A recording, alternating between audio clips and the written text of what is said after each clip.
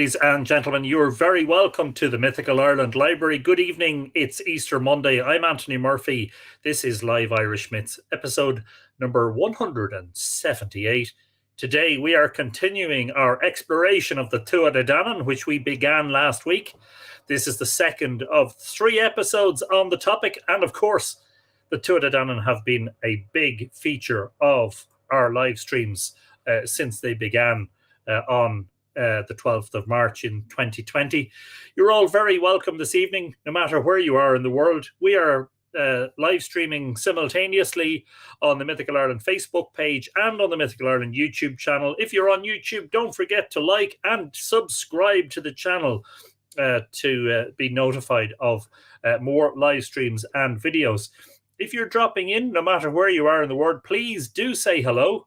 And we'll hopefully say hello back to you. I hope everybody's in good form, that you've all had a great Easter weekend, and that you're all ready for a few stories. Michael Pike is the first in the house tonight. Michael, you're very welcome to the live stream. Michael, of course, is a Mythical Ireland patron, one of many. If you wish to support Mythical Ireland, please consider becoming a patron at this address, patreon.com/Mythical Ireland. The latest article available to patrons only is one about the mythology of Sheed and Broga and Newgrange and Brunabonia, which I think might provide some insight into the Irish word for henge monuments. If you want to find out what that is, get over to Patreon right now. Robin Rickman is in the house. Robin is in Pennsylvania. Robin, you're very welcome. Forgive me if I don't mention all the patrons, and if there's a lapse on my part, please forgive me for that. John Main, who is in Belmullet in County Mayo. Greetings from Bordeaux. He's not in Belmullet. He's changed the bees from Belmullet to Bordeaux. Hope you're sampling the wines over there, John. Especially the Tuatha Dé Danann. They're probably listening. Thanks, Anthony, for your further enlightenment on these intriguing people. You're very welcome, John. John is also a Mythical Ireland patron. Yes, and indeed, Robin Rickman tells us it's still snowy in Western Pennsylvania. Wow. We have progressed to slightly more summery weather over the weekend. We had highs of 17 Celsius. Don't know what that is in Fahrenheit. Hang on a second. 17 Celsius to Fahrenheit. That is 62.6 degrees Fahrenheit for those of you who use Fahrenheit. Alan Hoskins is in a somewhat chilly but bright Ballina-Killaloe, close to Bale Baru. Alan, you're very welcome. Alwyn Roy Badziak is in the house. Alwyn, great joy to see you. As always, Barb Jordan is saying hello from New York. Hello to all our friends across the ocean. A very good afternoon to you. Hope you're having a great day. Anne Scott Doherty is in the house, and Anne is stateside at the moment, but is regularly to be found on the green sod of Ireland. Brilliant stuff. Daisy Peters is saying hello. Daisy is in Rio in Brazil. Daisy, always a pleasure. John Shaw says hello. I'm not sure if we've seen you before, John. If not, you're very welcome to Live Irish Myths. Hope you enjoy your time here. You're very, very welcome among what I think you'll agree is good company. Kathy May Deo says it's a rainy day in Newcastle, Washington State, and I know that you have to leave early, Kathy May, due to work, but look, that's okay, but it's always a pleasure to see you nonetheless. Annette Peard, I got it right this time, who lives up near the Hill of Tara, says, I hope the Easter Bunny popped your way. Well, anybody fancy a bit of a twirl Easter egg? Look, you've got my name on it. The Easter Bunny was very good, and there's a very large bar of dairy milk. I haven't eaten much of it. I mean, I like chocolate, but I don't gorge myself on it, you know. Annette, I hope you're in good form. Nina, is it Netizen says, hello, everyone. Nina, you're very welcome to Live Irish Myths. Hope you enjoy the live stream. Elizabeth Champagne is in British Columbia in Canada. Elizabeth, great joy to see you. I hope you are in good form. A very good afternoon to you. Mandy McCurl is saying there are very cold winds, but bright sunshine on the Isle of Mull. Yes, indeed.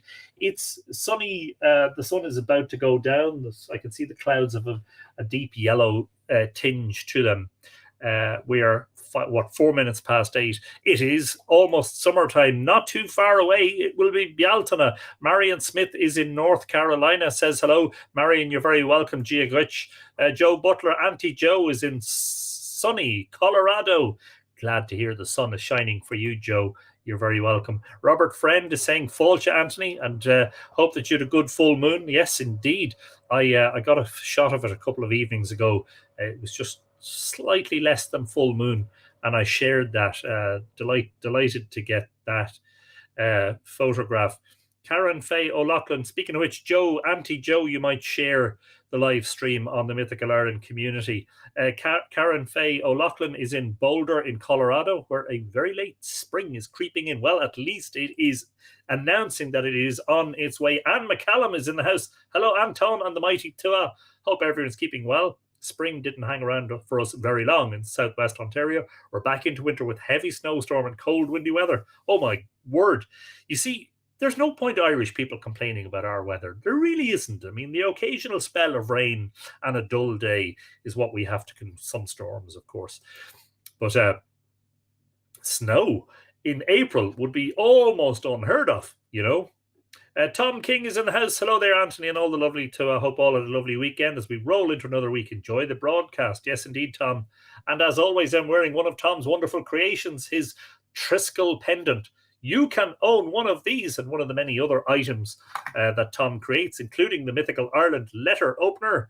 Just pop over to mythicalireland.com and go to the gallery and shop. And you will see On Gobba Creations in the drop-down. Desiree Riley is saying it's sunny in Colorado, so she agrees with Auntie Joe. Me and the pups can't wait to hear you and Koda this evening. Well, I can tell you he's very vocal this evening. I was on a live stream with a friend, not a live stream, sorry, a Zoom chat with a friend a short time ago, and he was barking his head off, so he was. Mariana Dunn is in Virginia, where it is chilly and rainy. Sounds a little bit Irish, Mariana. Hope you are well. A very good afternoon to you. Bernie Courtney is saying good evening from sunny Castlebar. Bernie was watching in today. I was the featured guest on a live stream called the No Name Trivia Show. It was very entertaining. I thoroughly enjoyed it. Did you see the card tricks? Weren't they fantastic?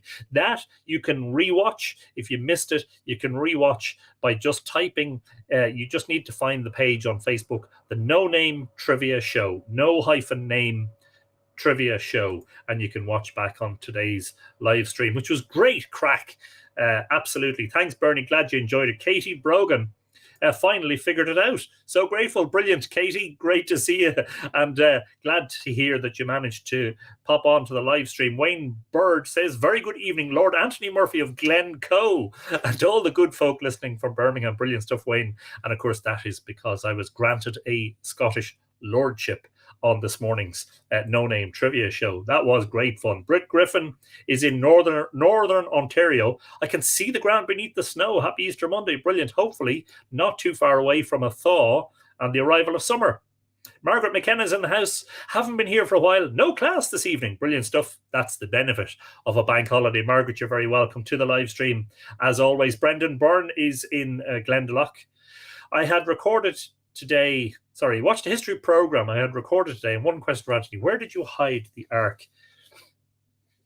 Yes, was that the one on Discovery Science in which they were talking about the Ark being brought to Ireland by Jeremiah? And I said, no, it's all rubbish.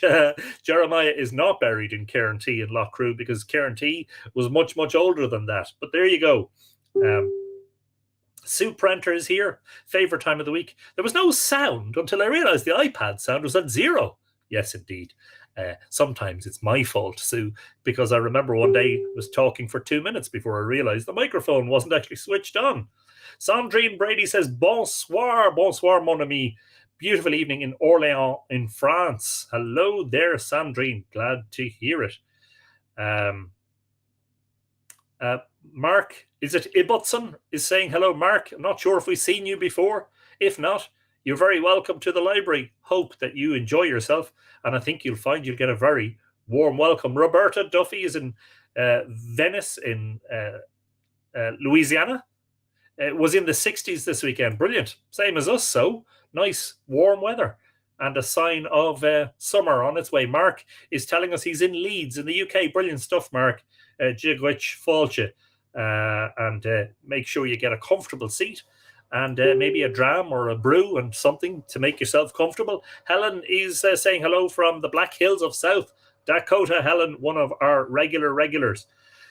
Always a pleasure. Adina Sparks is looking forward to today's reading. Hopefully it lives up to the billing. Adina, always great to see you. Lexi Erickson, who's another Mythical Ireland patron, is agreeing with the previous Coloradoans who have accurately suggested that the weather is sunny there. I enjoyed your earlier post this morning. It was good fun, Lexi. Great fun, actually. Really, really, really enjoyed it. And that gentleman, what was his name? He starred in one of the Harry Potter movies, and he was on Doctor Who. Nonetheless, I mean, very famous people altogether. Fantastic stuff. Susan Scott is in Connecticut. Happy Monday to you. We're still getting frost these mornings. Wow. Hoping spring will be here to stay for a while. Well, I'm glad to report that my oak saplings, the leaves have sprouted. So definitely signs of summer on the way here. Catherine is it McElleran is in California. Catherine, not sure if you've been here before. If you haven't, Cade Mila Fáilte. I hope that you thoroughly enjoy yourself here. Salav says hello. The sun just dipping behind the Claremont Cairn in a hazy drizzle and glorious sun rays. Sounds lovely, Salav. And of course, Claremont Cairn is on one of the western peaks of the Cooley Mountains. And yes, the same that are associated with the Toynbee Cúilge.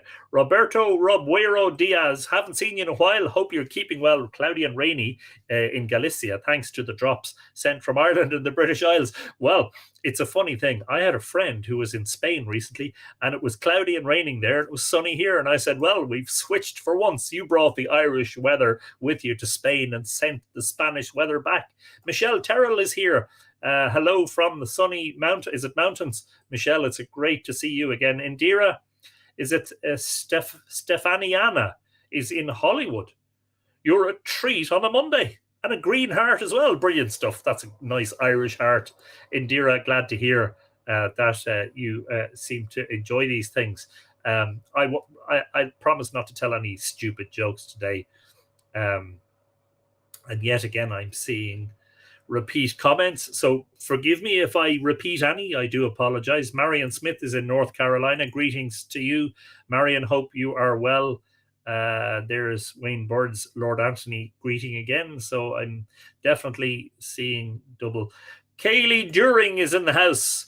Hey, Anthony Murphy, hope you're well. My last night in England before I return to Holland tomorrow. Sláinte, brilliant stuff, Kaylee. You're only over the water, as to say. If you haven't seen Kaylee's YouTube channel, that's History with Kaylee. She has amassed a magnificent number of subscribers in a short time. Is it 76,000 now, Kaylee? Something like that. Congratulations on your wonderful success. John Shaw is watching from County Antrim. John, you're very welcome to the library. Yes, Lord Anthony, says Paul Campbell, a regular viewer of the No Name Trivia Show.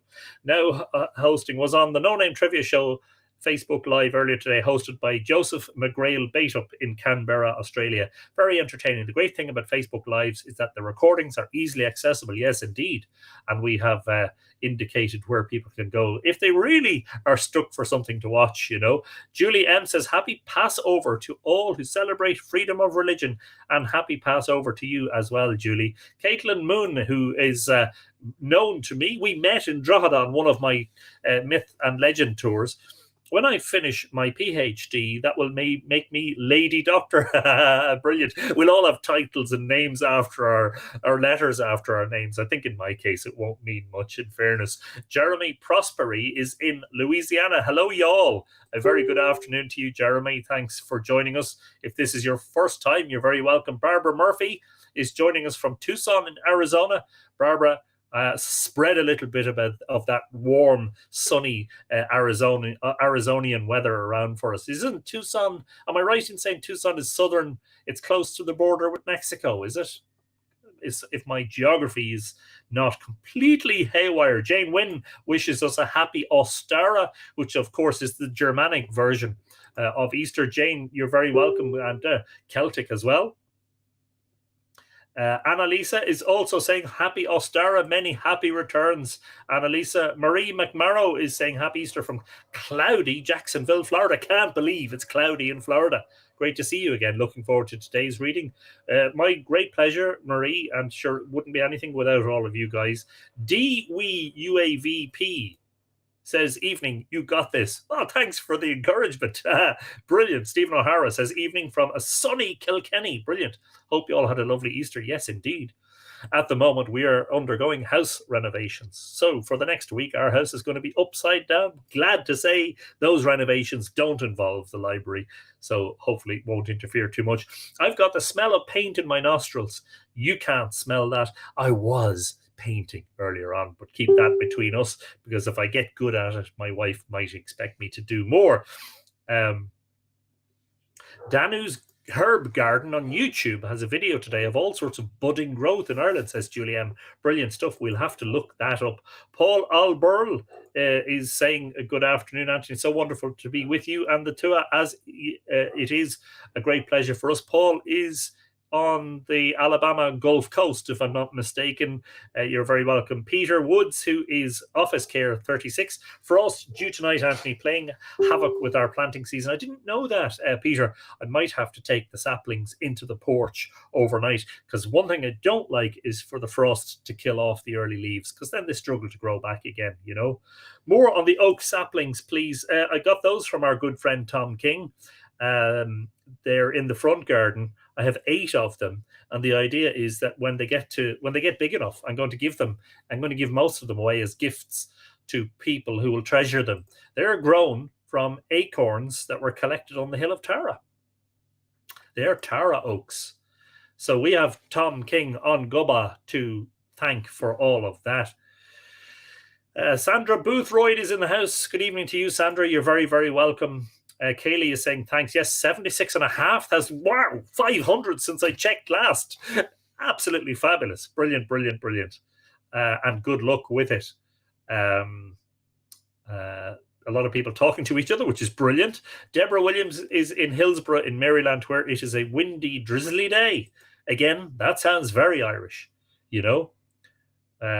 Julie says she's almost finished Edward Rutherford's The Princes of Ireland. Wow. I've never heard of it. I hope that is enjoyable. Who else? James Farrelly is in. Get in there, James. You're very welcome. Kathy May is saying hello to Koda, who is outside and has made his voice heard. I may bring him in momentarily, see if he'll sit still for a few minutes.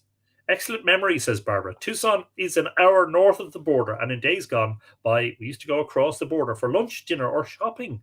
Not so much anymore. Yeah, that's because there's a big fence in the way now. Anyway, let's not get political. You know, let's not bring the tone down. But sure, anyway, hopefully you'll get back to that before too long. Regina Riley's in the house. Hope you all had a lovely weekend. Yes, indeed. Thank you very much. Nice, relaxing weekend. Bit of extra sleep in the mornings. Adrian Beglin is in the house. I'll watch you later on YouTube as we're in the airport. Wow, where are you going? I hope it's somewhere nice. Don't go to Galicia. It's cloudy there right now. I'm joking. Samantha Healy. Good evening, Samantha. Giaguich, Falcha. Emer Galvin. An oak from Tom King is the most wonderful thing. Well, Tom is the most wonderful thing. He is an amazing man. That is the comments up to date so far. What I'm going to do is going to bring Koda in. I'll see if he'll sit still here, and maybe he may show himself for a moment. I know you all want to see the dog. I know. Come on, buddy. Come on. Now I know you want to go into the kitchen, but I mean, what about making a quick appearance on the live stream? Yes, indeed. Yes. He's a good boy. Huh? Come on up. Yes, who's a good boy? Look at that. Look, they're there. Look. Yes. Say hello. Hello. So Koda was sick recently, kind of sick. He had an infection around his nose and on his lips. And he was scratching it. It was getting all infected. So we had him at the vet a few weeks ago, and they gave us antibiotics and steroids. And after a few days, he stopped scratching, and we had him back last week, and they were delighted with his progress, weren't they? They said you were back to full health. Koda is 2. He's a cross between a German Shepherd and a Black Labrador. Isn't his colouring just superb, isn't it? He's just got this beautifully symmetrical brown and black colouring, haven't you, buddy, huh? Watch. Yes, he's shy. You see that? He's camera shy now. He's like, oh, do I have to? He is a handsome boy. Yes, indeed, Julie. He sure is. Koda is Koda. Koda. Yes. But he's in great form, thankfully. Saskia was also sick a while back. She had an infected womb. She had to have a hysterectomy. She was quite sick for a few days. But thankfully, she is better than ever. She's 10. She's 10 and a half years old. And the last time myself and Anne had her out for a walk, she was running around like a 2-year-old pup. She was full of the joys of life. Oh, yeah. So he thinks now that I'm going to spend the next hour scratching him, and give him a rub. He loves the rub around the neck, but he loves the scratching of the shoulders. And he'll move around down to the haunch, the hind legs. He wants to scratch there. And watch now, if I move away now, he'll come up and nudge me under the arm to say, oh, no, he didn't. He still wants to go into the kitchen because he thinks there's food. Usually what he does is he starts nudging you. He puts the head up under the arm for more rubs.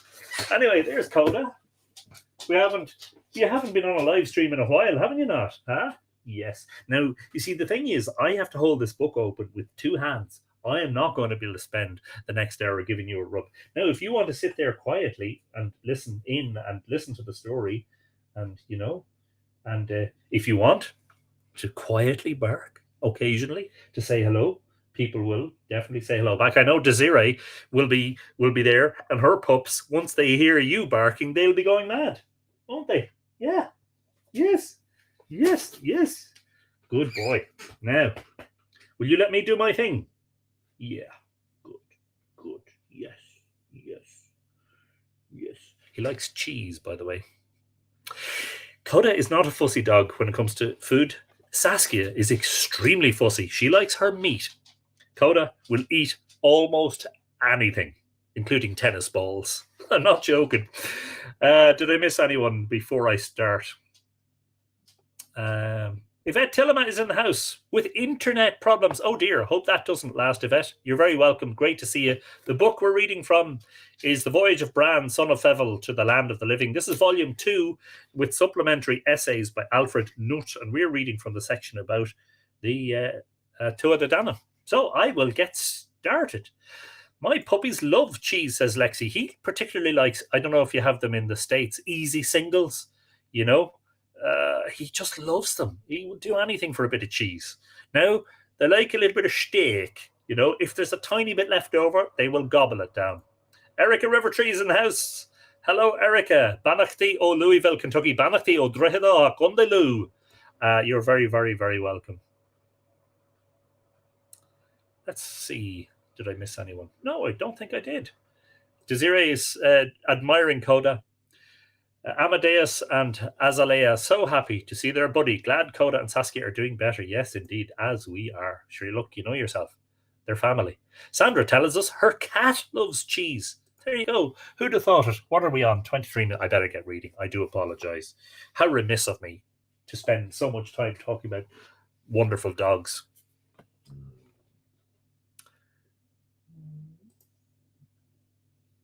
Yeah. I know that feeling. As soon as the fridge door opens, he's like, is that cheese for me? No, I'm just getting milk for my cereal. But, this is the section that begins with the Battle of Moytura, where we left off last week. Is everybody sitting comfortably? I like cheese too. Well, actually, so do I, Desiree. I like cheddar in particular. And I like a extra mozzarella on a pizza. Who'd have thought we'd have a live stream about the Tuatha Dé Danann in which we ended up talking about cheese? Shiafra O'Connor says, it's my first time here. Hello to all. Heard a lot from my mum, Nora. She'll be hopping on soon. Is that Nora Gaffney O'Connor? Wow, brilliant stuff. Shiafra, you're so welcome. Brilliant. Congratulations and on your first Live Irish Myths live stream. Hope that you're in good form and hope that you enjoy the stories.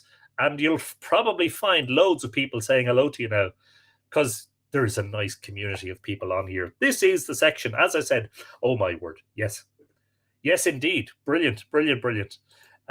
Excellent.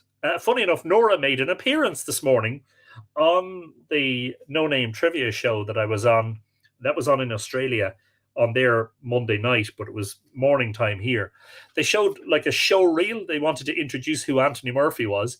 And they showed different sections of different videos and live streams. And there was a section where I was talking to Nora on one of the live streams. So she made an appearance. So tell her to watch it back later. The full Irish Gary is in the house. Entered the brew yesterday for the first time after a dozen visits. It was more than I imagined. We were blessed to have Newgrange. Brilliant stuff, Gary. And isn't it just something else? Isn't it fantastic? The Battle of Tuiredh. We may now compare a text belonging to the fourth class of evidence discriminated above, that of romantic tales, which relate substantially the same events as those found in the annals. Michael Trott is saying good morning from New Zealand. Michael, you're very, very welcome to Live Irish Myths. Always wonderful to see our friends from the other side of the world popping in to say hello. The text in question is known as the Battle of Tuiredh. And of course, that was the subject of an episode or two of Live Irish Myths. And of course, don't forget, we interviewed Morgan Daimler, who published a translation of it in more recent times. Do I have that above me here on the shelf, or is it somewhere else? It's somewhere else. I do apologize. And has been edited and translated by Mr. Whitley Stokes. There's a name we'll all be familiar with, in the 12th volume of Revue Celtique. It has only survived in a recent manuscript of the 15th century. It's amazing. When we in Ireland talk about things that are recent in history, we talk about the 15th century, you know? And in the States, it's like, we didn't even exist in the 15th century.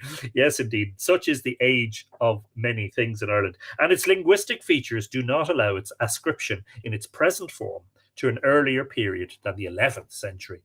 But I must again repeat, the date of the redaction, which has fortuitously come down to us, yields no certain clue to the date of the story itself. Of course, as with all these things, the story had an oral longevity long before it was written down, which cannot be determined and can only be guessed at. As the Revue Celtique is not accessible to the general reader, a somewhat full summary of the tale may be of interest. The opening finds the Tuatha Dé Danann, quote, in the northern isles of the world, learning lore and magic and druidism and wizardry and cunning, unquote. Pardon me. A giant oak is in Kilkenny. We visited Loch Nashul last week. Brilliant stuff. Tarini Pendleton is also here from Laguna Beach in California. Good evening to you both. Kathy May has to return to the classroom just as we start getting the reading done. But you're not to worry, Kathy. I hope you'll be able to catch up on the replay later on. The tradition is substantially the same as in Keating, that is Geoffrey Keating's History of Ireland, but the latter can hardly have known our story, or he would not have missed its picturesque details. Thus, of the Talismans, it is told, quote, these are the 4 great talismans brought to Ireland by the Tuatha Dé Danann, or said to have been brought in the myths. Quote, the spear of Lugh, no battle was ever won against it or him who held it in his hand. The sword of Nuada, when it was drawn from its deadly sheath, no one ever escaped from it. The Dagda's cauldron, no company ever went from it unthankful. We then learn, of course, he's missed the Leah foil. Interesting. There are 4 talismans and he's only named 3. We learn that the Tuatha Dé Danann made an alliance with the Fomorians. Balor, well, Balor, sorry, I was going to say he spelled it wrong, but he didn't. Sometimes they spell Balor, B-A-L-A-R, Balar. As with all the spellings of names and proper nouns in the manuscripts, they're often spelt in different ways. Balor, grandson of Net, giving his daughter Ethna to Cian, son of Dindshenchas, quote, and she brought forward the gifted child Lugh, unquote. That's spelt L-U-G, but pronounced Lugh, and Lugh gives his name to the Irish county of Louth, which is the county that I live in. The smallest county has the biggest story. There you go. Anne Heverin is in Barcelona in Spain. I hope the weather is very nice there. And you're very welcome to Live Irish Myths. The Tuatha Dé Danann then invaded Ireland, and here comes in a naive bit of rationalism, which betrays the composite nature of our text and the lateness of its final redaction. Quote, they burnt their barks, as in their ships, at once on reaching Connemara. so that they should not think of retreating to them. And the smoke and mist that came from the vessels filled the neighbouring land and air. Therefore, it was conceived that they arrived in a mist, unquote. Of course, sometimes you'll hear people stating that the Tuatha Dé Danann arrived from the sky or from the clouds. There's two slightly different variations of the tale. The first battle of Moytura follows between the Tuatha Dé Danann and the Firvolugs. The latter are defeated and seek refuge with the Fomorians. Nuada, being wounded, is ineligible for kingship. He had his arm chopped off by Shreng. And the choice falls upon Bress, whose father, Elatha, is king of the Fomorians. Not a good choice, I would say, but we know the story, many of us do, and we know what sort of disaster it brought. But anyway, I shall not spoil it for those who haven't heard it. Lugh aboo, says Peter, who also lives in the county of Louth. Catherine Woodruff is peeking in late from a snowy Wisconsin. That's fine. If you had to dig yourself out of a snowstorm and wear your snowshoes to get here, that's a perfectly good excuse. Neil and Mary Hughes from Coatbridge, Scotland have joined us. Sorry we're late. Some of the prose tonight is rather cheesy. Don't mention cheese, because Koda will be here in a moment, snapping it up. Now the conception of Bress came to pass in this wise. Eri Delbaith's daughter, a woman of the Tuatha Dé, was one day looking at the sea and the land, and she beheld the sea in perfect calm, as if it were a level board. And as she was there, she saw somewhat. Interesting choice of words. She saw somewhat. We would say she saw something, or as they say in parts of England, she saw summit. A vessel of silver was revealed to her on the sea. Then she saw that in it was a man of fairest form. Golden yellow hair was on him as far as his 2 shoulders. A mantle with bands of golden thread was around him. His shirt had trimmings of golden thread. Wow, plenty of the gold here. He's got the bling. She's like, oh, geez, what's he going to bring? On his breast was a brooch of gold, more gold, with the sheen of a precious stone therein, unquote. He woos expeditiously, and the maiden is not coy. When he would leave her, she wept. Quote, severing from thee I lament. Of course, remember that some of these translations are in sort of archaic English, not exactly the way we would say it today. Severing from thee I lament. The fair youth of the Tuatha Dé Danann have been entreating me in vain, and my desire is for thee as thou hast possessed me. In other words, I fancy you, please don't leave. He leaves her a gold ring, charging her not to part with it, save to one whose finger it should fit. Sounds a little bit like the glass slipper from Cinderella, doesn't it? He also tells his name. Elatha, son of Delbaith, king of the Fomorians, has come to thee. Thou shalt bear a boy, Yochi Bress, that is, Yochi the Beautiful. And of course, Yochi, Eochaid, was a name often associated with kings and kingship in the early tales. For instance, the alternative appellation for Dagda is Yochi Olahar, Yochi the good father. When the boy was born, he had a fortnight's growth after a week, and at 7 he had reached a growth of 14 years. Now, when he was made king, the Fomorians, quote, bound their tribute upon Ireland, so that there was not a smoke from a roof in Ireland that was not under tribute to them, unquote. In other words, they taxed the people of the land very heavily. The Tuatha Dé Danann champions were also reduced to menial service. Ogma, or Oma, had to carry a bundle of firewood, and Dagda to build raths. Of course, raths are like ring forts, homesteads. The story is then told of Dindshenchas making a hand of silver for Nuada.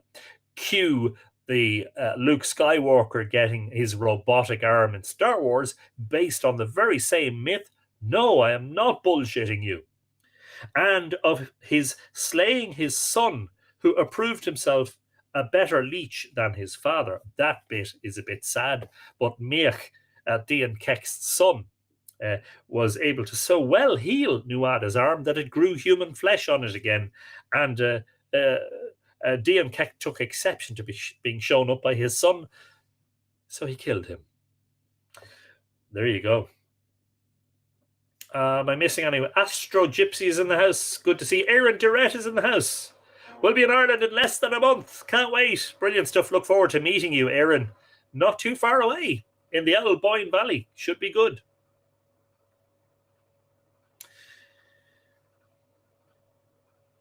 Meanwhile, the chiefs of the Tuatha Dé murmured greatly against Bress.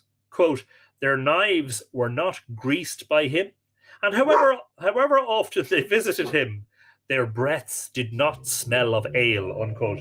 What's up? What's up? You hear another dog barking somewhere. Yes, I know. Koda, when he hears a dog within, say, half a kilometre, always replies with a bark.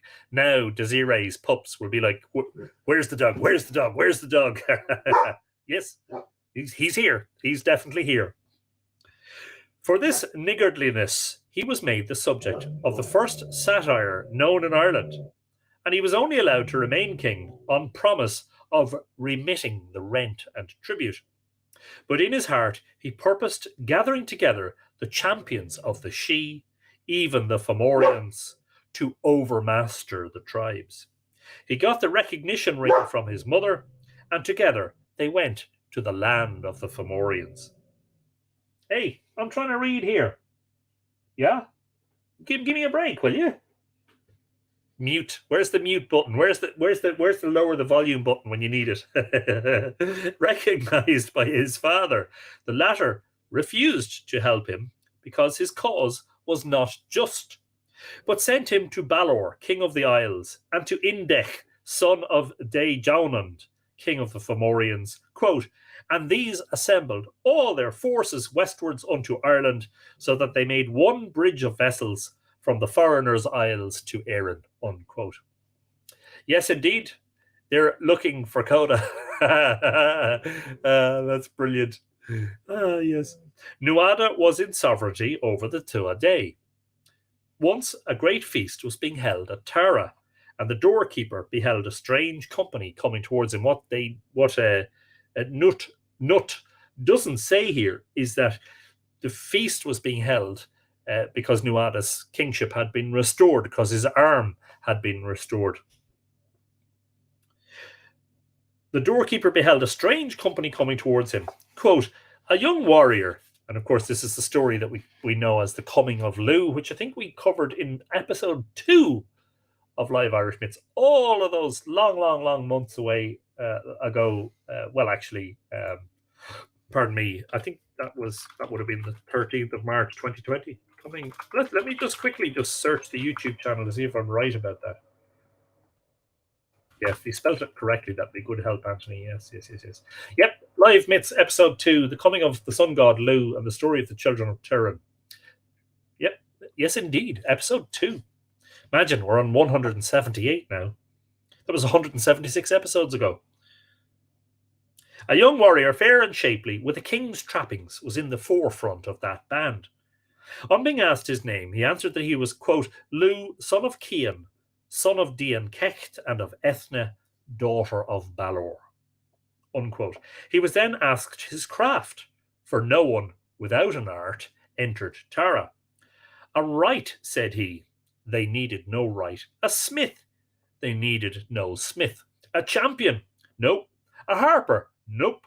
A hero, no. A poet and historian, no. A sorcerer, no. A leech, no. A cupbearer, Neil, no. A brazier, 9, no. And then he said, this is the young man who's called Lugh, then he said, quote, ask the king if he has a single man who possesses all these arts. And if he has, I will not enter Tara, unquote.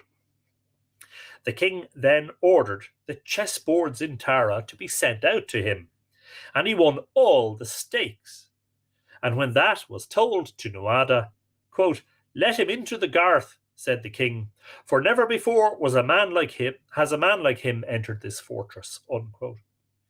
Lugh approved himself equally skillful as warrior and as harpist, and when Nuada beheld his many powers, he considered if here were not a champion able to put away the bondage under which they suffered from the Fomorians, and he changed seats with Lugh until 13 days were ended.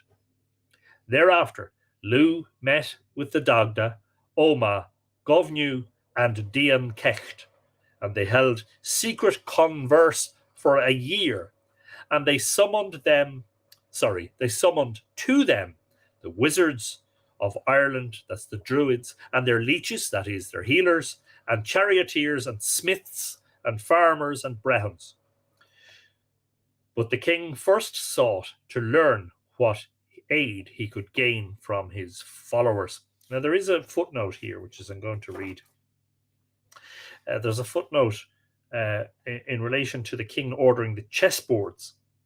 Here occurs in the original one of the interesting examples of scribal interpolation, which are not uncommon in Irish texts.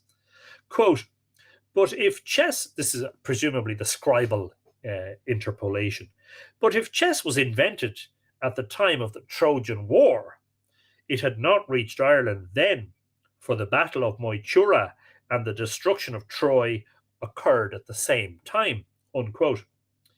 The interest of such an interpolation is manifold. It shows the class of men to whom is due the final redaction of these stories, thoroughly well educated, nay, learned for their time, and gifted with critical power as well as with learning. Familiar with the annalistic chronology as it had been developed by a succession of learned antiquaries, the scribe could not but note what seemed to him a gross historical blunder. Nevertheless, he made no change in the text he was reproducing, but contented himself with providing an antidote in the shape of a marginal note, of these marginalia or commonplace things in the Irish manuscripts, which some later copyist transferred to the text. Obviously, a man like this, a worthy and faithful but pedantic scribe, would do nothing in the way of romanticizing his text.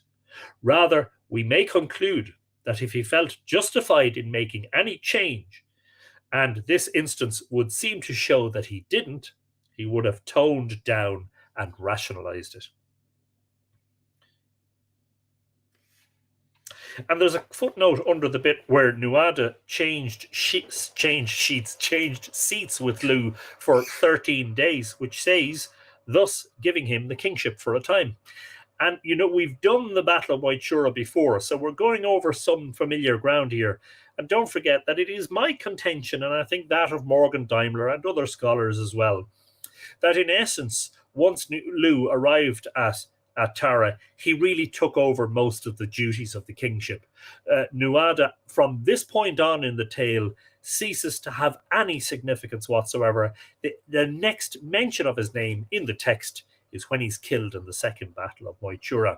Lugh is the one who organizes all the Tuatha Dé Danann chieftains, marshals the forces, and decides what everybody's going to do to help the war effort against the Fomorians. In essence, Lugh is really the king. His sorcerer Magh would cast the mountains of Ireland on the Fomorians and roll their summits against the ground, literally moving mountains. The 12 chief mountains of Ireland would support the Tuatha Dé Danann in battling for them. Isn't that incredible? Even the mountains would pledge themselves in favour of the Tuatha Dé Danann. Let me just see if I've missed any comments. Of all the skills, says Brendan Byrne, it was chess that got him in the door. Funny, isn't it? Patricia Healy-Sullivan is in Greening, Vermont. Patricia, delighted to see you on the live stream. You're very, very welcome. Robert tells us Tolkien uses the Nuadu motif for, how do you pronounce this, Maedhros in the Silmarillion. I didn't know that. I have it on the bookshelf and I've never read it. Shame on me, I know. You know? The mute button actually worked with Koda.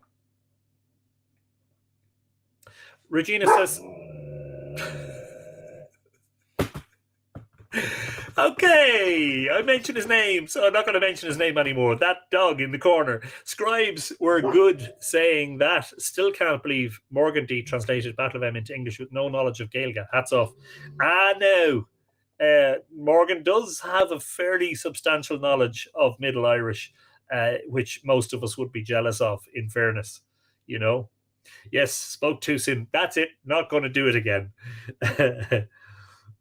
His cupbearer would bring the 12 chief lakes of Ireland before the Fomorians, so that they should not find water therein, whatever thirst might seize them, but drink should be provided for the men of Ireland, quote, though they bid in battle to the end of 7 years, unquote. His druid would pour 3 showers of fire on the foes of the Fomorians, and would take out of them 2/3 of their valour and their bravery and their strength, and would bind their urine in their own body and in the body of their horses, but every breath the men of Ireland exhaled should be an increase of valour and bravery and strength to them. Wow, magnificent magical skills on display here. Then said the Dagda, quote, the power which ye boast, I shall wield it all myself, unquote.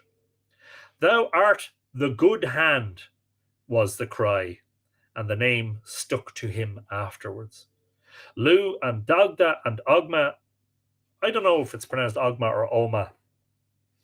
I know Ogham, the language, is pronounced that way. Anyway, forgive me for my lack of proper knowledge of the pronunciation. I'll call it Ogma for now. Lugh and Dagda and Ogma obtained counsel and aid from the 3 gods of Danu, and during 7 years they prepared for battle. Of course, it could be argued that Dagda would be lenited with a H as well, so it should be Daigda. At length, the 2 hosts found themselves in presence. The men of Ireland made a resolution not to allow Lugh to go into battle, as they feared an early death for him, owing to the multitude of his arts. The chiefs of the Tuatha Dé gathered around him, and he asked each one what power he wielded. In turn, Govnew the smith, Dindshenchas the leech, Cregna the brazier, Luchta the wright, Ogma the champion, and Morrigan, sorcerers, cupbearers, druids, poets, and witches, vaunt their prowess. Lastly, the Dagda declares that under his club the bones of the enemies shall be as hailstones under the feet of herds of horses. Wow. He sounds quite scary. Do you want to go out, Koda? No? You happy there, are you? He's like, I hear other dogs making noise in the vicinity. I therefore have to make noise in reply. There's absolutely no question of me sitting here silently while you read.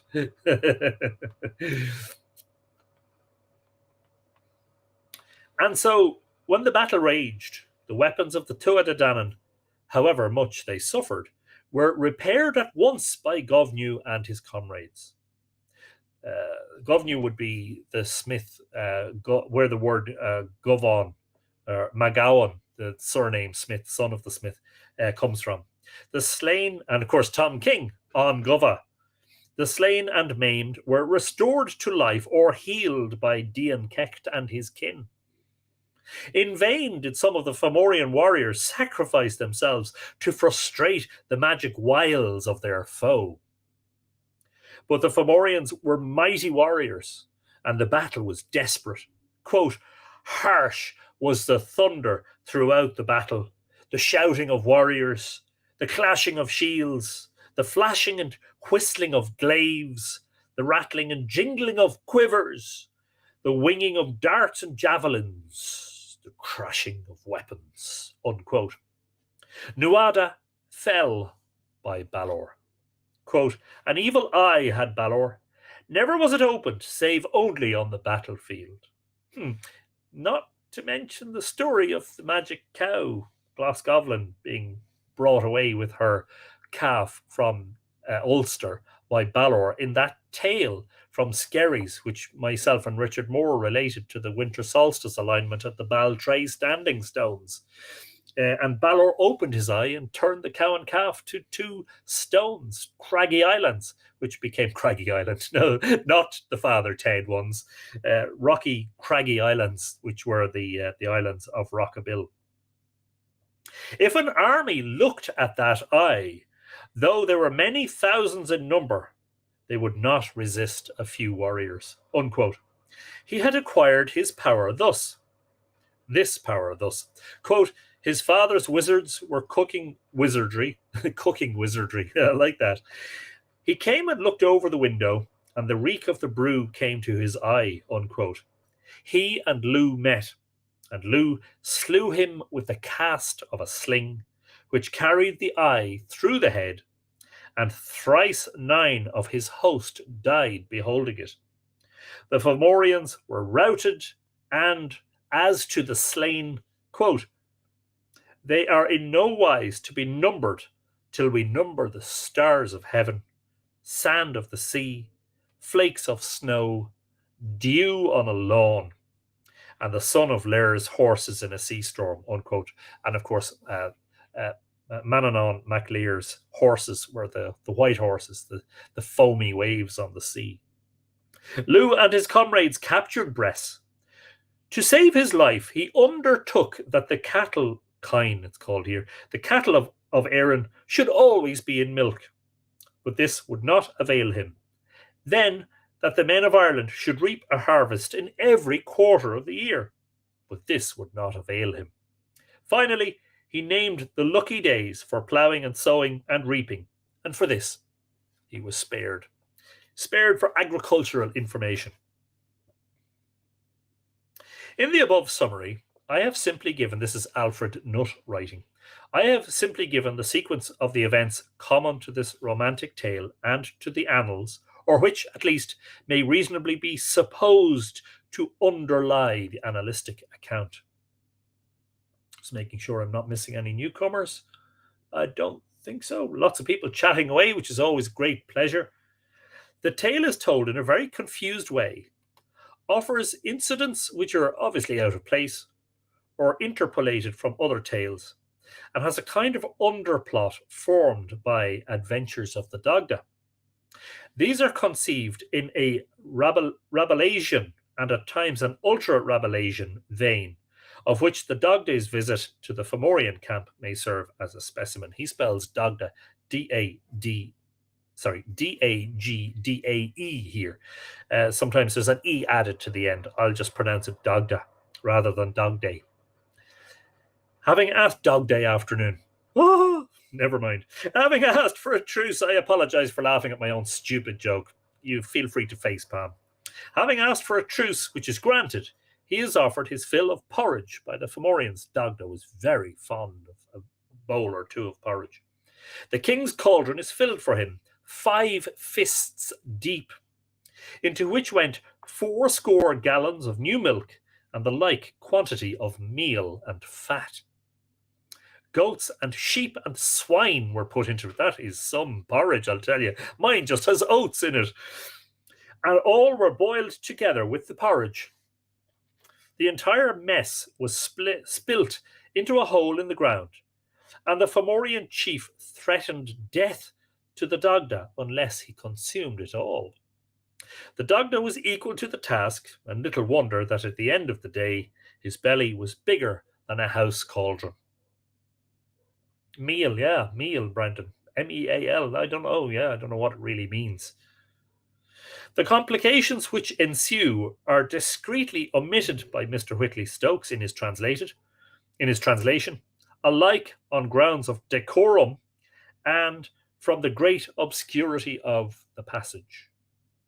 Indeed, it is noteworthy that, although on the whole the language of the tale is comparatively recent, not older, that is, than the 11th century, and although certain portions give the impression of having been redacted, perhaps a century or two later, yet, on the other hand, many passages are so archaic as to baffle Mr. Whitley Stokes, the greatest living authority on Old Irish. This did not prevent our good friend Morgan Daimler from attempting to translate passages which were not translated by some of the earlier scholars.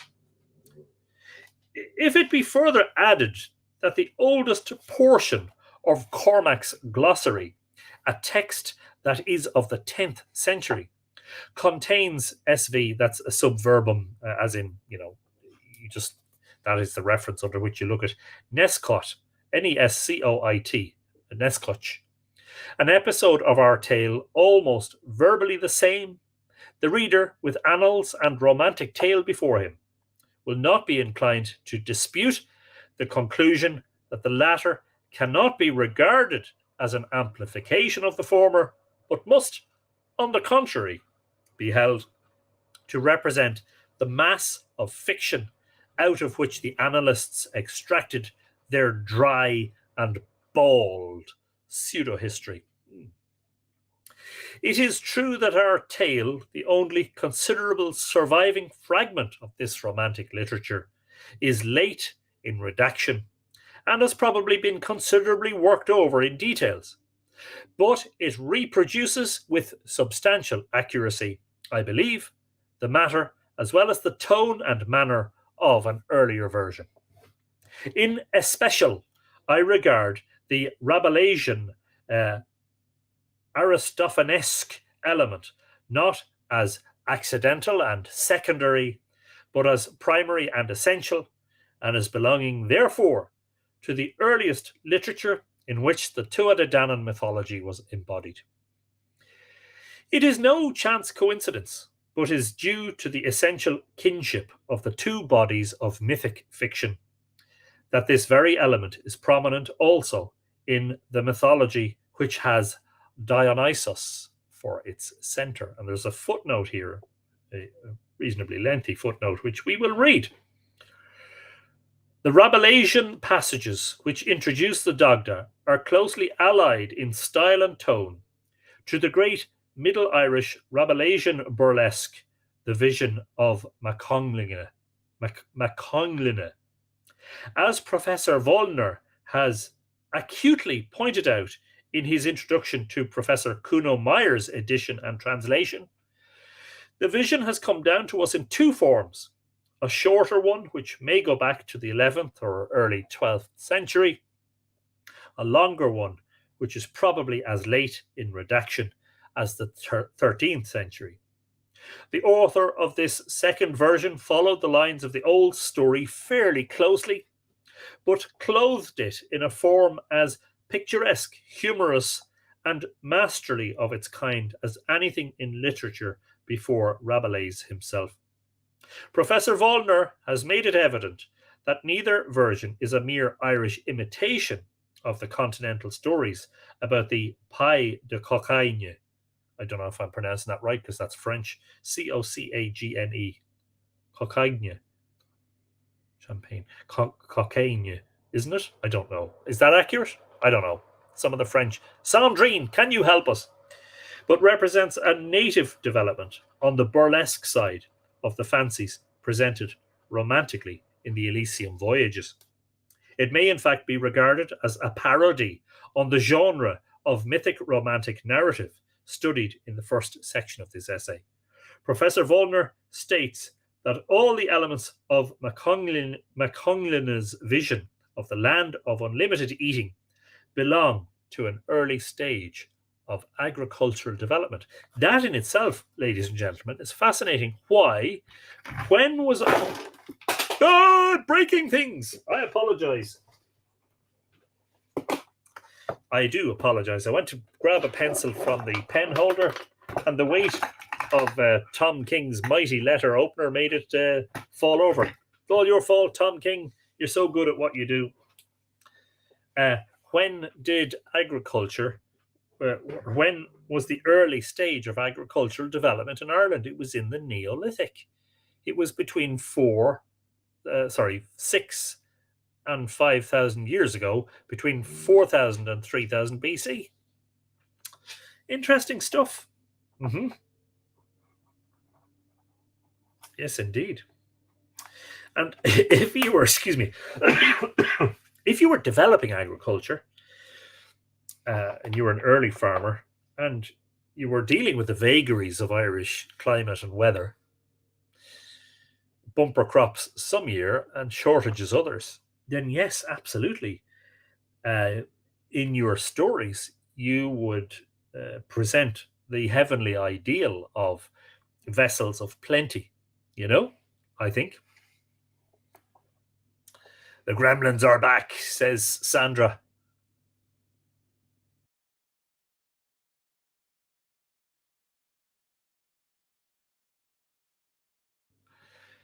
Brilliant. Riley Burton wants to know, is this back when Thuban was the pole star? Thuban was the pole star in sort of early Bronze Age, I think. Very late Neolithic, sort of, if I'm not mistaken. Oh, no, I might be wrong. I think Thuban was the pole star around 2600 BC. That would be late Neolithic, I think. Interesting question. I should know the bloody answer to that straight off, and I'm just doubting myself. Now, if the analytic account be compared with the romantic one, it is seen that whereas the former, as befits the dignity of history, is wholly concerned with the strife in war and policy of rival races, the latter has for underlying theme the agricultural welfare of the land. The rule of Bress is marked by want and famine. His defeat is signalized by the return of material prosperity, which he is forced to guarantee, and by the institution of agriculture properly so called. This is fascinating because, in sort of kingship, in the folklore and the mythology of kingship in Ireland, the health of the king, the status of the king in terms of his health and his physical well-being was very important. If the king had a blemish, this blemish could affect the land. And therefore, that is why Nuadu had to step down from the throne when Shreng cut his arm off, because he was blemished, and a king couldn't rule with a blemish. And he returned to the throne, but fascinatingly, after a period in which Bress was in charge, and he clearly wasn't a good king because the productivity of the land was negatively affected. It hardly needs pointing out that this element is not likely to have been introduced by storytellers in the 12th, 13th, and 14th centuries. We possess a number of stories which may with certainty be assigned to these centuries, and which do develop the Tuatha Dé Danann mythology in a romantic vein, and probably without much regard for the authenticity of the traditions. But their development is on quite different lines. It is the princely, courtly, amorous, and wizard or druidic side of the Tuatha Dé Danann upon which they lay stress, and which they exaggerate in a manner that wearies when it does not offend. The rude and simple buffoonery of the comic interludes in the older mythic tales is, as a rule, foreign to the later medieval fiction, which mutatis mutandis, that is Latin, mutates mutandis. Anybody help me with that? Mutatis mutandis occupies in Irish legendary literature somewhat the same place that the Amadis cycle does in the literature of chivalric romance. Brendan Byrne wants to know who would be a king. You could end up in a bog, sliced in two with your nipples cut off. And I am not joking, ladies and gentlemen. Do we know how old Nuadu was when he retook the throne? Good question, Giant Oak. And I don't think that information is given in the original. Very good question, but I can't answer it. There is a footnote here after chivalric romance. There are exceptions, e.g. the story known as The Pursuit of the Gila Dagger, Joyce Old Celtic Romances, but the comic element is supplied by the Fenian heroes rather than by the Tuatha Dé Danann wizards.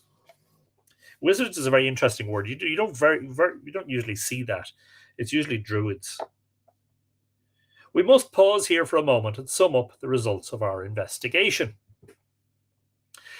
The mythical nature of the Tuatha Dé Danann is proved by the fact of their preceding in the legendary history of the race the fabulous king to whose reign is ascribed the origin of civilization. The story of their arrival in Ireland, of their conflict with the Fervologs and Fomorians, of their dispossession by the sons of Meal, is thus, in the main, mythology. Now, there's a footnote here. I say in the main, as it is not impossible that historical conflicts between the invading Gaels and the races they found in possession of Ireland may have supplied some details to the final redaction of the mythology. Yes, indeed. Thank you. He agrees with me because I maintain that that part of the Leabhar Gabhála, the Book of Invasions, dealing with the Milesians taking Ireland from the Tuatha Dé Danann, could relate to the Beaker culture taking Ireland from the Neolithic farming culture which had built the great monuments. At a comparatively early date, say in the 7th century AD, the process of turning this mythology into pseudo-history began, a process similar in its essential spirit to that by which Euhemeros and other classical writers endeavoured to rationalize Greek mythology. And thus the word euhemerized, which means to basically reduce the status or stature of the deities to mere mortals. The annalistic account has preserved, however, some of the mythical features of the god clan, e.g., their magical power generally, and their dominion over weather specially.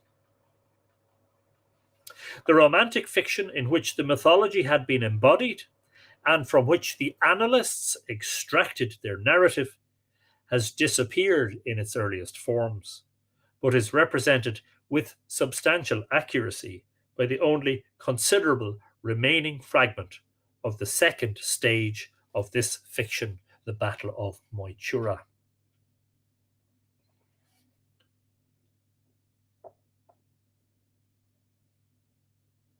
Here we find the magical powers of the Tuatha Dé strongly insisted upon, and likewise a connection of these beings with the agricultural welfare of Ireland, wholly lacking in the annalistic account. The surmise that the Tuatha Dé are, in part at least, gods of growth and fertility, manifestations of the spirit of life animating in ever fresh transformations the whole of nature, is strengthened by the fact that in the legendary description of the beginning of civilization, and that is Tyrnmas's fabulous reign, religious worship is identified with the cult of Crom Cruach, a cult of ritual sacrificial nature, probably akin to that of which Dionysus was the object among the Greeks. Fascinating stuff. And was it Campbell? Or was it Eliade who suggested that early on in early agricultural societies the sacrifice was human in many cases, but it was later replaced by animal sacrifice. I think that might have been Campbell. I'm not sure now. I'm vague on that detail. That in earlier cultures, at the earlier stage of agricultural development, in order to ensure a bumper crop and a healthy year for the land, there were human sacrifices, but these were gradually replaced with animal sacrifices. I think it was Campbell. Robert, is it Viscusi? Says it's Campbell. Yeah, I think it was. Anna L. in Balbriggan, bit late. Well, an hour and 10 minutes late, but like, what's an hour and 10 minutes between friends? It's fine. And I know you're going to watch the rerun, so don't worry about it. You're very welcome. It's also in, this is very important, it's also in, just for those of you who want to further reading on this, it's also in the Golden Bough. Is it the Golden Bough? Or, yes.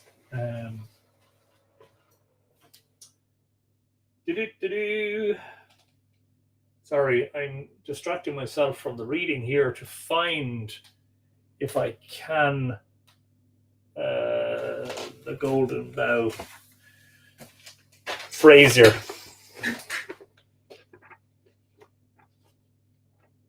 Yeah. And he even talks about kings being sacrificed at the end of their reign. Yeah. You could do worse than add the Golden Bough to your collection if you're at all interested in the meaning of mythology. Very, very, very.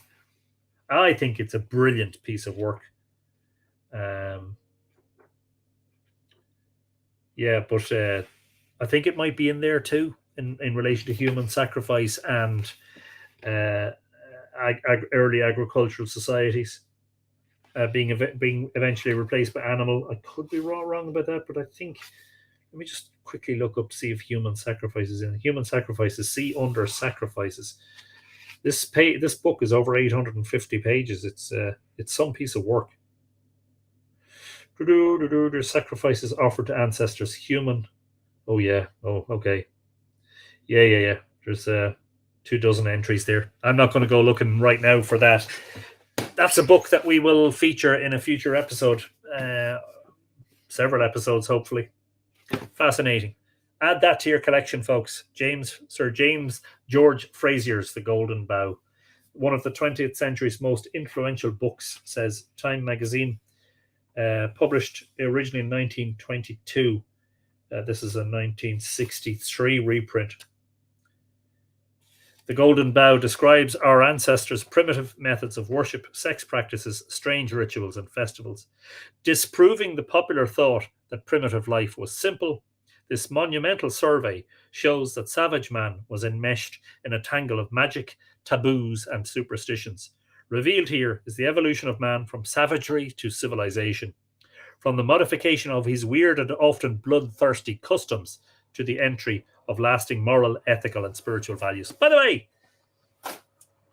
don't forget that it is Easter Monday, and we have just passed the annual celebration of the sacrifice. Well, you know, when you think of Christianity and all that, you think of the sacrifice of the lamb, you know. Campbell explains that the Mithras Osiris resurrection myth is the result of city-state farming. What book is that in, Robert? I have a number of Campbell books here, and I can't remember. It's not Hero with 1,000, is it? Just again for anybody that wants to. Oh no, it's the primitive mythology one, isn't it? He did 4 books. He did have all 4 of them. Masks of the God, isn't it? Yeah, the Masks of God, primitive mythology. I think it might be that one. There are 4 volumes in that series. Anyway, I've become considerably distracted, folks, and I am sorry. We are nearing the end. We've 1 page left of our current exploration. Episode 3, the final episode of this particular series, will be next week.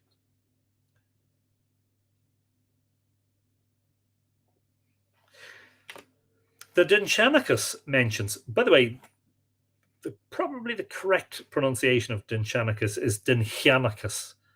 I know, I'm probably slightly mispronouncing it, and it's just a long time habit. It should probably be either Dindshenchas or Dindshenchas. Dindshenchas. But anyway. The Dindshenchas mentions of the Tuatha Dé Danann now claim our attention. In the first place, it is noteworthy that out of the 161 legends from this collection, printed and translated by Mr. Whitley Stokes from the 11th to 12th century compilation, no less than 48, or nearly 1/3, are wholly or mainly concerned with the fortunes of this mysterious race. Now, that is something I did not know.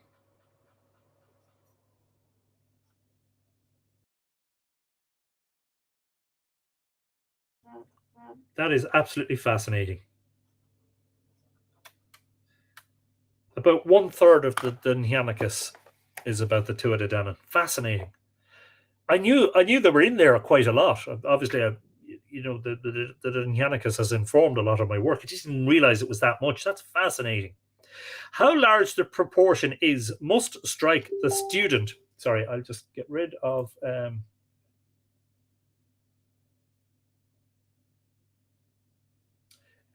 Facebook. There's messaging me there.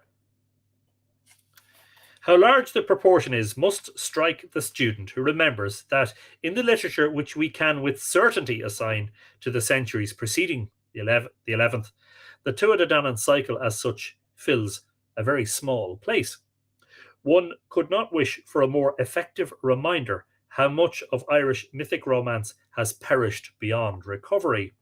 How unsafe must be any argument founded solely upon the occurrence in extant literature of this or that legendary theme. And there's a footnote. The Dindshenchas references are to Mr. Whitley Stokes's edition and translation of the Wren manuscripts, that is the prose Dindshenchas. We have talked about those in Revue Celtique volumes 15 and 16. I have both of those on the shelves here. And of the Kilbride manuscript issued separately under the title The Edinburgh Dindshenchas, translated by D. Nutt.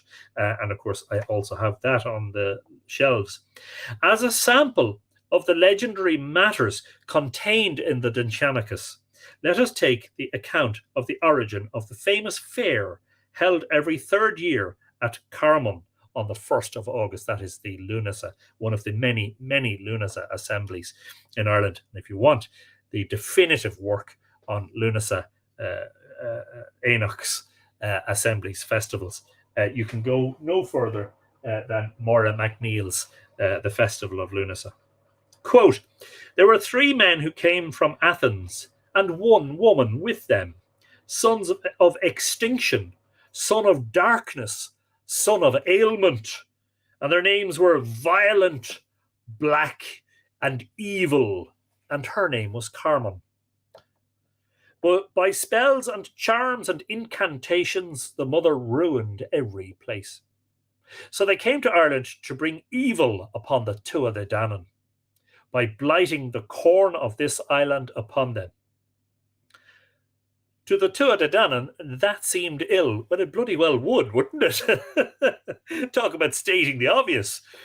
So Ai, son of Olaf, of their poets, Olaf literally means the chief poet, and Cridgenvel of their lampooners, as in their satirists, and Lugh Leivach of their wizards, and Bequilla of their witches, went to sing charms upon them, and parted not from them till they had driven the 3 men over the sea.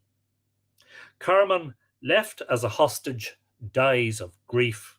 Quote, and she asked the Tuatha Dé Danann to hold her fair at her burial place, and that fair and place should always bear her name. Forgive me while I just take a margin note here.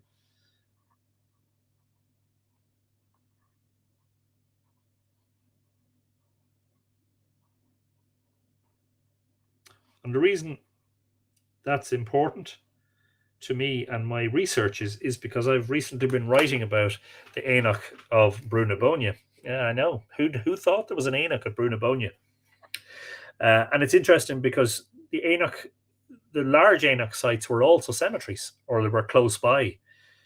There's this constant connection of the assembly sites with the relics, the graveyards, as it were, the necropolises. And the Tuatha Dé Danann performed this so long as they were in Ireland. For holding the fair, the Leinster men were promised corn and milk, and freedom from control of any other province in Ireland. That they should have men royal heroes. I suspect there's something missing there.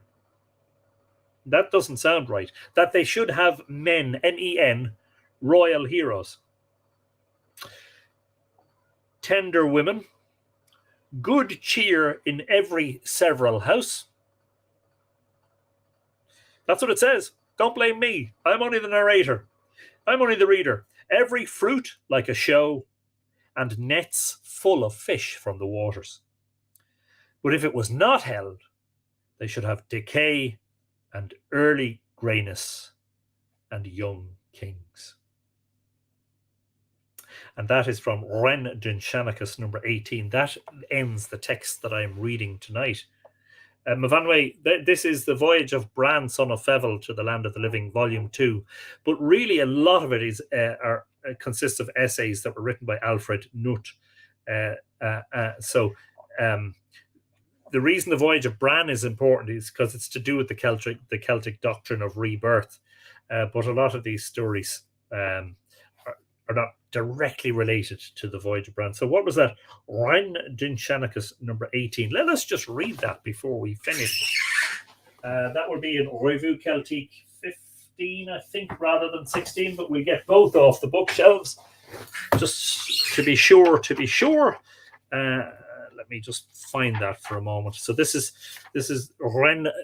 Prose Dindshenchas number 18, which is about Carmun. I just have to find the sections. Now, let me just have a look. There is an index which will tell us where it is. 18, Carmun is... yes, let me have a look here now. Apologies. While I do apologize. Please forgive me. Bear with me for a moment. This is live television after all. Okay, let's read the English translation of the Dindshenchas.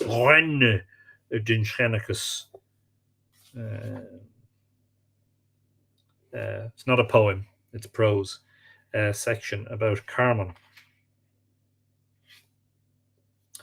There were 3 men who came from Athens and 1 woman with them, their mother. The men were the 3 sons of Divad, son of Dorocha, son of Anches, which translates as extinction, son of darkness, son of ailment, and their names were Dian and Dov and Dohor, violent, black and evil, and the name of their mother was Carmun.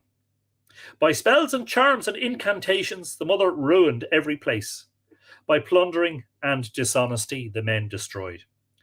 So they went to Ireland to bring evil on the Tuatha Dé Danann by blighting the corn of this island upon them.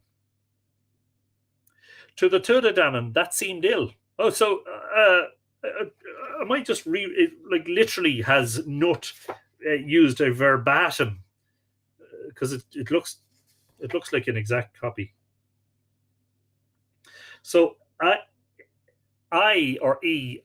son of Olive of their poets, and Cridgeon Vale of their lampooners, and Lugh Lavach of their wizards, and Bay Quilla of their witches. Yeah, it looks like it's the same. I thought maybe he had, he looks like he's just copied it. The men left their mother Carmun here as a pledge that they would not come again to Erin. And they also gave the 7 things which they served as security that they would not come to they would not come so long as sea surrounded Ireland. Good luck, lads. Sea is again never. Their mother died of grief here in her hostage ship, and she asked the Tuatha Dé Danann to hold her fair, Éanach, it says here in brackets, at her burial place, and that the fair and the place should always bear her name. And again, this harps back to Laura Gawala, in which the Milesian bard Amergin is talking to Bamba and Fola and Eru, and they each ask that the country be named after them. And the Tuatha Dé Danann performed this so long as they were in Erin, hence Carmun and Éanach Carmun. Or thus, Old German followed Yochi Yellowmouth's 7 cows. This is the alternative. As with the Dindshenchas, there's nearly always 2 stories as to how a place got its name, not just one. Old German, I don't know what that's translated from, followed Yochi Yellowmouth's 7 cows, which had been carried off by Lena, son of Mesroida. Ocha, daughter of Oxa, king of Cirta, was Lena's mother, and she was wife of Mesgegra, son of Da, king of Leinster. Now, along with Lena in driving these cattle were Sen, son of Dorav, and Lochar the Swift, son of Smirach, and Gunnat, is it Gunnait? Gunnat, son of Succat, and Altach, son of Dolav, and Moher, son of Lagach. Old Garman, sorry, it's Old Garman, not Old German. Yeah, G-A or, it says German, G-E or M-A-N the first time. Old Garman found the cows at Raw Beck to the south of Dún Macdaho's pigs. Ratbeck literally means the small fort. Then Ucha, with her women, is killed, and the soldiers who carried off the cows. And old Garman took his cows to the plain of Bov's daughter Mesca, whom he carried off from She Finnacha on Slieve Monad in Scotland. And Mesca died of shame in that place, and there they dug her grave, even the grave of Mesca, daughter of Bov. And thus 4 sons overtook old Garman in that place, and by them there old Garman fell, and there his grave was dug. They're spelling it German again. Anyway, never mind. And he begged them to establish there a fair of lamentation, and that the fair and the place should always bear his name. Hence, Carmun and Shan Carman are so called. So it's this thing about, you know, the Carman, the Aonach was often instituted to commemorate the death of somebody, sometimes a female entity. So, for instance, the Aonach of Talcha was, or Talchu, was the foster mother of Lugh. Anyway, Rosanna Marsh is in the house watching from Cape Town in South Africa. Wow, brilliant stuff, Rosanna. A very good evening to you. Sylvia Sanchez is in County Clare. We are just finishing now, but I'm very happy to greet you before we head off. I hope you all have a great week, by the way. A short one if you're in Ireland or in Britain. I'm not sure where else. There's a public holiday on Easter Monday, but it was a public holiday today, which means that I wasn't at work, but I've had other work to do, as you know. I hope you all have a great, if slightly shortened week. Keep an eye out on the Mythical Ireland Facebook page in particular for notifications of upcoming events.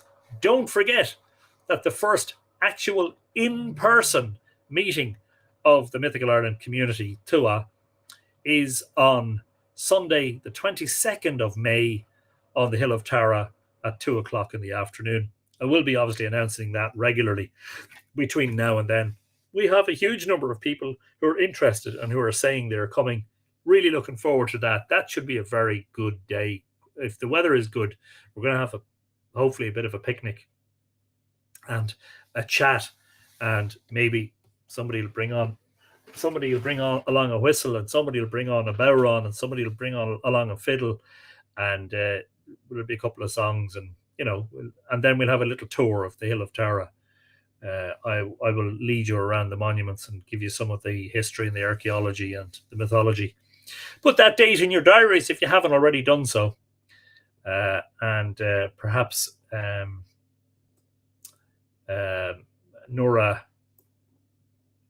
Nora's daughter, your first name I can't immediately remember because I'm terrible with names. Just remind her of that. Oh, Nora is here. Oh, I didn't see you. Sorry, Nora. There you go. Make sure you put that in your diary. Have a very good evening, everyone, or good afternoon, and good morning, good night, wherever you are in the world. Thanks to everybody for tuning in. We've a very good spread geographically. We have New Zealand and South Africa in the house, as well as our usual coterie of North American and Canadian and South American friends. And of course, the Europeans and the British and the Irish, always, always well represented. Can't wait for it. Brilliant stuff. Nora, that'll be a great day.